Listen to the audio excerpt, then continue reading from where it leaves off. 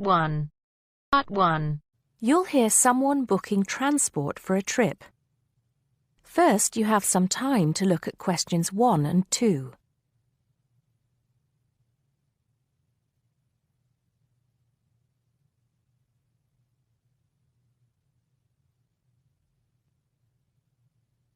Now we shall begin.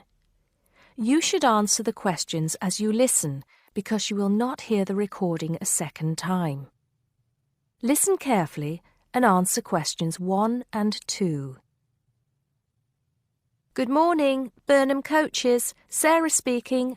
How can I help you? Yes. Good morning. I'm a teacher at the Down Language School.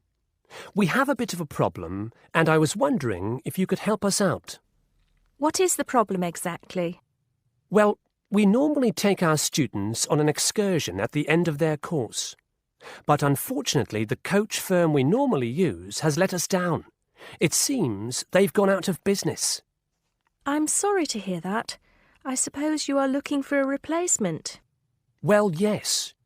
We won't need a very large coach, actually. There will be 30 students and 4 teachers. So that's 34 in all. And what dates did you have in mind? The last Saturday and Sunday of this month. That's the 28th and 29th. The 28th and 29th. Does that mean you are planning to stay somewhere overnight? That's right. Actually, we want to do the same excursion that we do every year. We usually visit Stonehenge, Salisbury, and stay overnight in Bath. It's a historical tour, really. It sounds interesting. Let me just see what we have available. Oh dear, I'm afraid all our coaches are booked out for the 28th. It's the busiest time of the year for us, actually. I was afraid that would be a problem. But you have a coach available for the 29th? Yes, we do. And it's available for the 30th as well, if that's any help to you. I'm afraid not. Sunday is the last day. The students go home on Monday. I think we'll just have to change our plans a bit and leave out Salisbury. It's a shame, but I don't think we can fit in all 3 places in one day. So you would like to book the coach for the 29th, visiting Stonehenge and Bath, is that right? Yes, I think so. Before you hear the rest of the conversation, you have some time to look at questions 3 to 10.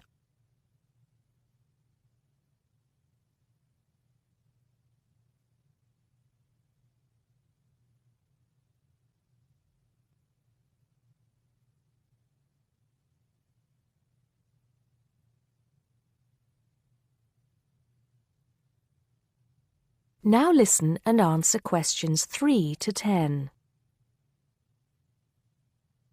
Right, I just need a few details, sir. OK. My name is Paul Scott. S-C-O-T? It's double T, actually. I'm sorry. And it's the Down Language School. Could you give me the address for that, Mr. Scott? Yes, it's Down House, Hill Street, Brighton. Do you need the postcode? No, that's not necessary, but I do need a contact number. Of course. The number for the school secretary is 01273 512 634. You can contact her if you need to speak to anyone. Right, and what time would you like the coach to pick you up? Well, I think we'll have to make an early start. Would 7:30 be all right? Yes, no problem at all. What time do you want to be back? Oh, any time between 10 and 11 will be all right. Not later than 11, though. Right, I'll make a note of that. 11 p.m. latest. There's just one more thing I need to know.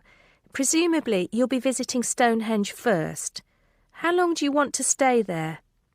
Well, we normally stay about an hour. The main objective of the excursion is for the students to see the Georgian architecture in Bath, really. Yes, Bath is lovely, isn't it? I was there myself a couple of years ago. I thought the Royal Crescent was absolutely stunning. I hadn't realised how large it is. Well, I think that's all I need to know, Mr. Scott. Thank you for booking with us. Just a minute. There's one thing you seem to have forgotten. How much will this cost? Oh, I'm terribly sorry. I was thinking about Bath. Just bear with me a moment. Yes, it's a round trip of 300 miles and a total time of 16 hours for the driver. For a 45-seater coach, that will be a total of £500, including tax and insurance. Do we have to have such a large coach? There are only 34 of us. We don't have any smaller coaches, I'm afraid. Oh well. At least we won't be cramped for space. When do we have to pay? We require a 20% deposit to confirm the booking. I suggest that you do that as soon as possible, today if you can. The balance you can give to the driver if you're paying by cheque. Have the cheque made out to Burnham Coaches. I think that'll be all right. I will have to check this with the school accountant, but if all is well, I'll arrange for someone to bring you the deposit within the next 2 hours. That'll be fine, Mr. Scott. Well, thank you very much indeed. Goodbye. Goodbye. That is the end of part 1. You now have half a minute to check your answers.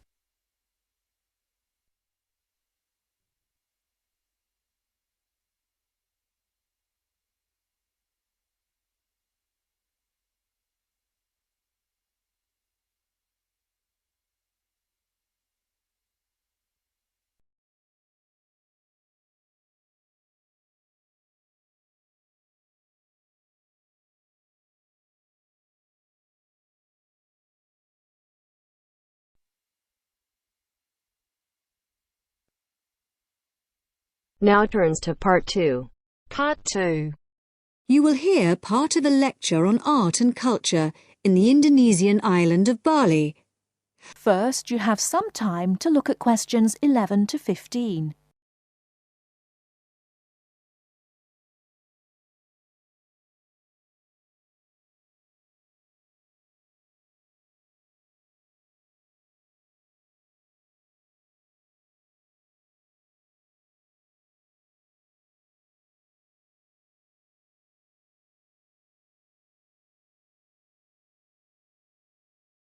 Now, listen carefully and answer questions 11 to 15.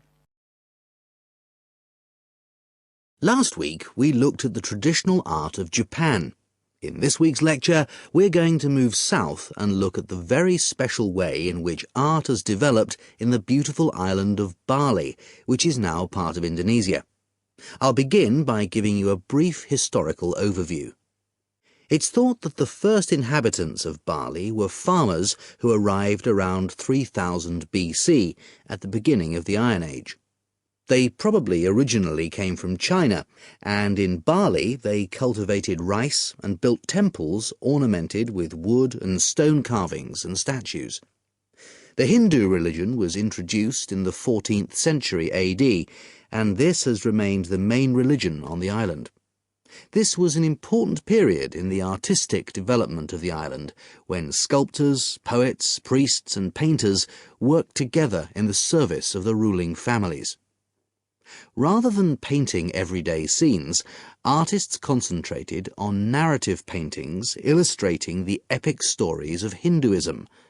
Bali's rich natural resources have always made it an alluring goal for merchants, and from the 17th century onwards, Dutch ships visited the island to trade in spices and luxury goods. Gradually, the old royal families lost their power, and eventually, in 1906, the Dutch East Indies Company was founded, and the island became a colony. In the 20th century, art then took on a very different role, as a tool accessible to everyone in the fight of the Balinese people against colonization, rather than as the property of a minority.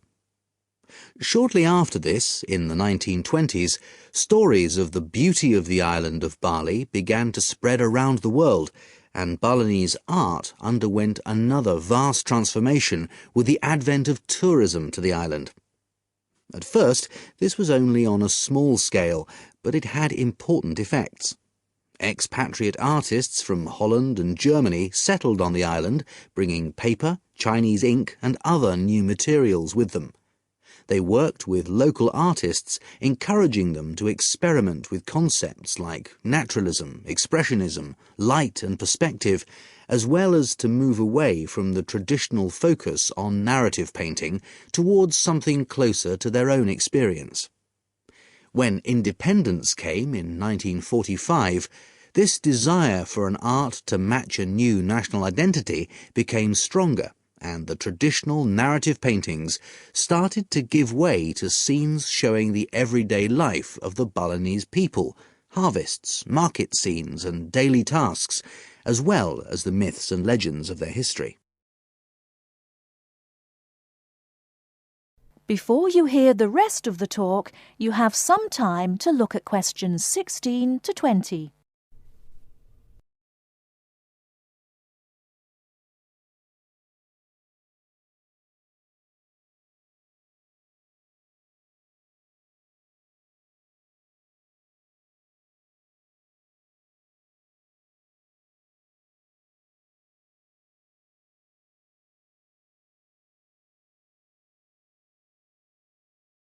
Now listen and answer questions 16 to 20. Many of the features that give this art its special place in the world today can be traced back to these historical roots. One feature that is rooted in the events of the last century is that today in Bali, the production and the appreciation of art is not restricted to a minority. In fact, there is a famous saying that in Bali, everyone is an artist. And it's not considered that to make art or talk about art, any formal training is needed. Art is just produced as part of Balinese life. Even fruit salad is served with flowers strewn on top. One factor which has contributed to this productivity is Bali's fertility. Over the centuries, the rich soil and the fact that food and shelter are readily available has given the islanders the leisure to develop their arts. While painting, sculpture, carving and music have traditionally been the province of men, women have channeled their creative energy into making lavish offerings to the gods with spectacular pyramids of flowers, fruit and cakes offered at the temples on festival days and celebrations. All these kinds of art still have close links with the religion of the people and are something that people do on a daily basis. Another special characteristic of art in Bali is that it is not generally seen as an individual pursuit. In the West, art is often carried out by the artist on his own, reflecting his own individual world-view in the hope of achieving personal wealth and fame. For Balinese artists, art is something that's done as a group, and many artists may participate in one piece of work. And Balinese art is not restricted to temples and offerings. It decorates objects such as jackets, motorcycles, hotel menus, and so on. But perhaps the most significant characteristic of Balinese art, and one that distinguishes it most from the art of the West, is to do with its expected lifespan. Carvings are made in soft stone, which is gradually destroyed over the years. The humid climate rots paper and cloth paintings. The magnificent offerings of fruit and sweets are eaten. Wooden statues are destroyed by insects. But Balinese artists accept that their work is ephemeral, not permanent, and instead of slavishly preserving the originals, they produce new art. And all this rebuilding, renovating and replacing means that the island's art continually evolves and perpetuates itself. That is the end of part 2. You now have half a minute to check your answers.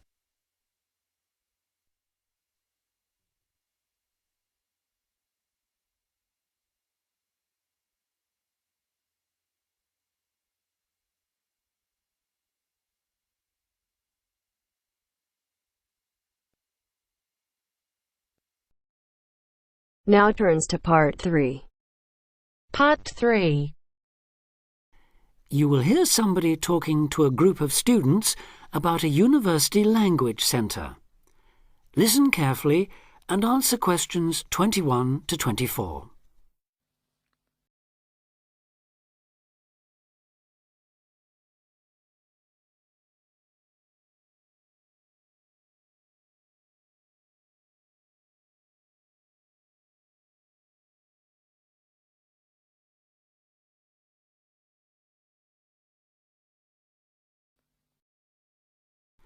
Listen carefully and answer questions 21 to 24. Hi, I'm Katie Shaw and I work at the University Language Centre. Your tutor tells me you might be interested in using the centre, so I'm here at the college to explain a bit about it and, of course, to answer your questions. Where exactly is the centre? Is it near the college? It's actually on King's Road, just round the corner from here, in fact. Oh, I know it, yes. I wondered what that building was. Yes. What's there? Well, the library has about 4,000 books, pamphlets and transcripts to go with some of the 12,500 items on audio or video cassettes. These are at a wide range of levels of difficulty, covering language learning material in over 100 languages. There are also reference books without tapes, including dictionaries, grammars, grammar workbooks, vocabulary workbooks and model letters, as well as texts on academic writing and effective study habits, etc. Audio cassette workrooms are on the first floor, by the way. Do they get any foreign language press there too? Yes, the library subscribes to a number of European daily and weekly newspapers, including Le Monde from France, L'Espresso from Italy, and the weekly international edition of the Spanish paper El País. What about learning with computers? Can you do that there? CALL, or Computer-Aided Language Learning, is available on the first floor. How many PCs are there? Counting both Macintosh and PC platforms, there are 9 at present. There are materials in over 15 different languages, and new material and language categories are being added as library funds permit. The programmes cover verb drills, grammar exercises, activities to accompany multimedia textbooks, pronunciation, translation, and some multimedia applications. The same hardware permits access to the internet with its many language learning and discussion sites. What about TV? That's a good way of learning a language too. Yes, definitely, we agree. So on the second floor of the centre, there are televisions to view live satellite television broadcasts in 7 languages. Oh, which ones are they? Currently, we've got Arabic, French, German, Italian, Portuguese, Spanish and Russian. Turkish broadcasting can be viewed live on request. The centre records the news in French, German, Arabic, Italian, Japanese, Spanish and Russian. And English too. Before you hear the rest of the talk, you have some time to look at questions 25 to 30.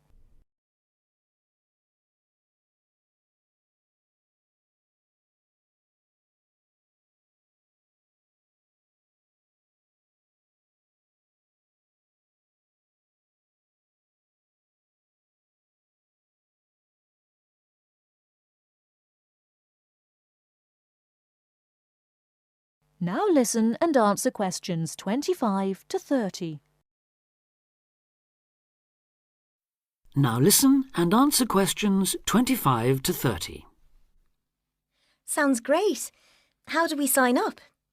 To avoid paying a fee, you need to go to the centre with a valid university ID card or a letter from your college or departmental administrator on headed paper indicating your status, length of stay and language requirements. Are there any forms to fill in? I'm afraid so. You do that at the ground floor reception desk. Your registration is for 1 academic year only and needs to be renewed annually. You should tell the librarian who you are on your first visit, and you will need to take part in an induction to the library service, including the proper operation of the centre's computers, televisions, videos and so on. Can she help us choose the right materials too? Yes.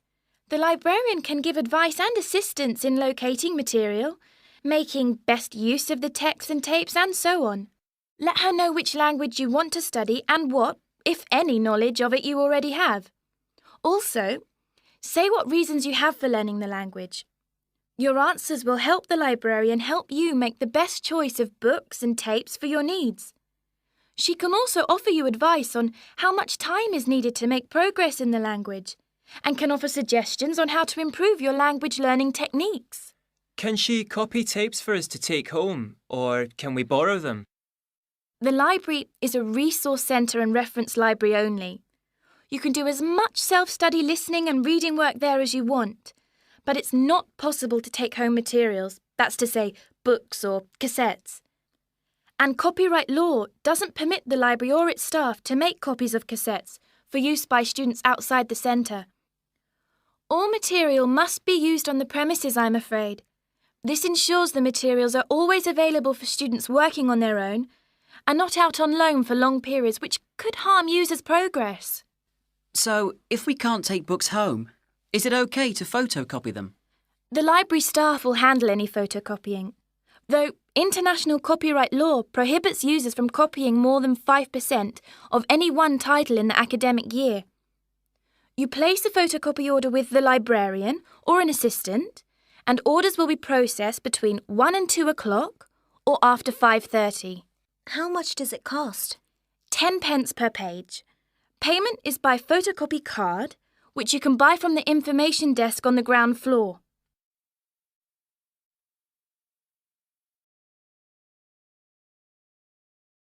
That is the end of part 3. You now have half a minute to check your answers.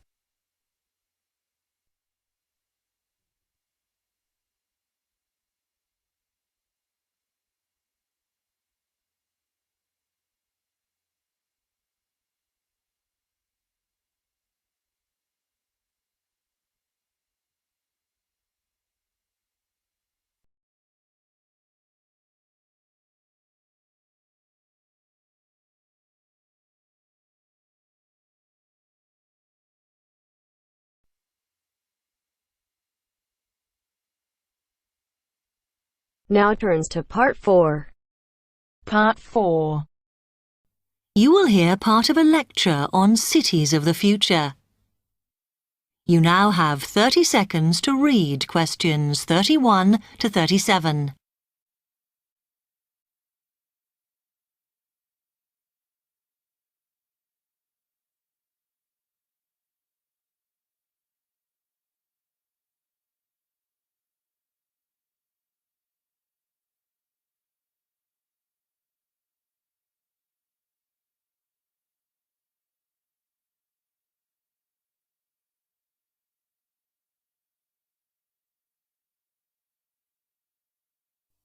OK, we've been looking at how societies will develop in the future and at the increase in the size of cities. So I want to talk to you today about the key considerations in these cities of the future. There are 3 key elements I want to look at, and these are the new features they will have, issues of size, and the main problems to be considered.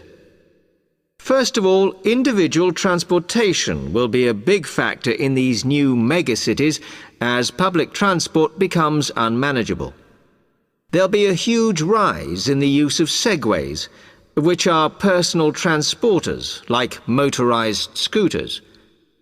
As a result, and partly also to reduce pollution, roads will be altered so that they are narrower and will take up less of a city's space than they do currently. Naturally, this is a major change to the infrastructure, and something that may hinder it is the huge amount of investment it will require. The next thing is, what is going to happen to the commercial areas? We do not want these to become even larger concrete jungles than they are at present, so we have to look at design. And current designs for city development include building gardens on the roofs of these buildings to make a more pleasant environment for workers. And you may think that these areas will expand to cope with increased commercial activity. In fact, the prediction is that they will cover 1/5 of the area that they do at present as we build upwards. The exception to this is shopping centres, which we predict will expand with more and more temperature-controlled malls.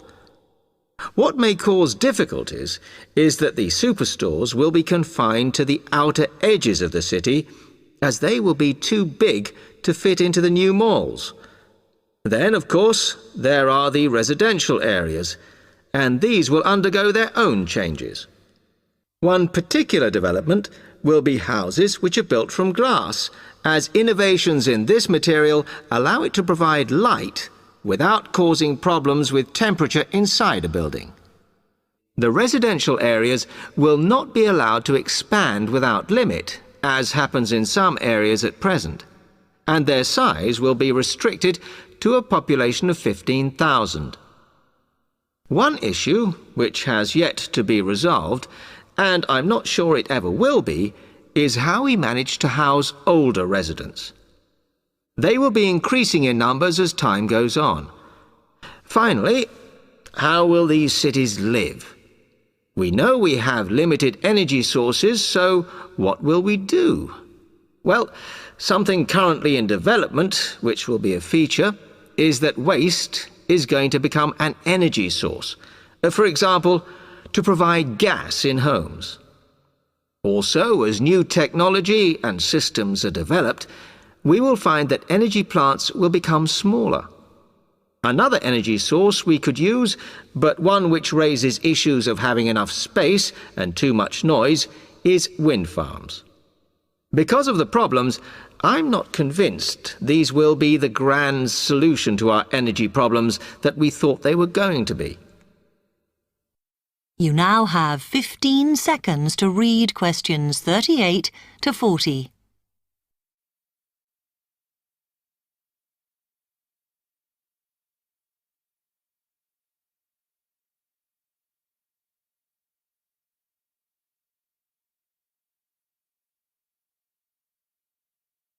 Now, moving on to looking at the social aspect of cities, we need to look at housing and how people will live. Cities currently have flats in the centre, populated by single people and wealthier residents, and families tend to move to the outskirts. In the future, the centre of cities will see a dramatic change. We will see many more examples of cooperative buildings. This is where people join together to form a company that owns the building they live in. And despite continuing shortages, there will also be a rise in the provision of retirement homes in city centres, so that the elderly can have easy access to hospitals and shops. Recently, we have seen a levelling off in the growth of private housing, and I think that will not change. But we are likely to see more social housing, as far fewer people will be able to afford to own their own homes. OK, now, if anybody has any...